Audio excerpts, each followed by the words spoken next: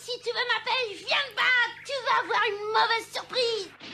C'est un personnage pas bien vieux à ses débuts qui a bercé l'enfance de millions de fans.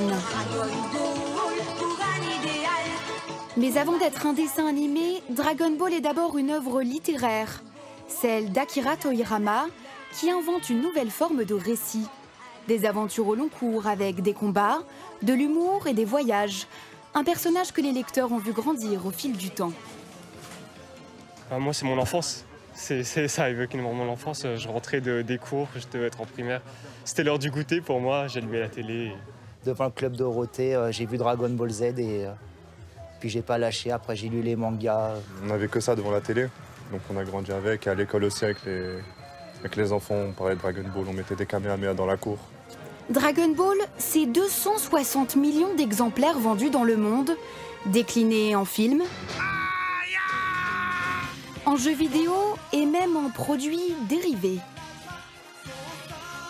La franchise aurait généré près de 30 milliards d'euros de revenus. Et ce n'est pas la seule saga à attirer les lecteurs.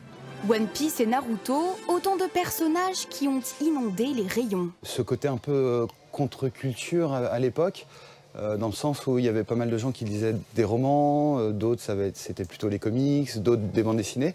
Et c'est vrai que les jeunes qui avaient peut-être pas envie de lire la même chose que leurs grands frères ou leurs parents se sont peut-être mis dans le manga. Et la France n'est pas en reste. Deuxième plus gros consommateur derrière le Japon. L'an dernier, près de 40 millions de mangas se sont vendus chez nous, soit 700 000 chaque semaine.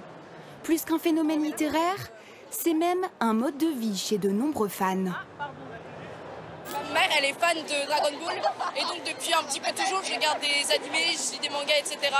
Même si les ventes se sont un peu tassées en 2023, le manga reste l'un des poumons de l'édition. Et Dragon Ball y est à coup sûr pour quelque chose.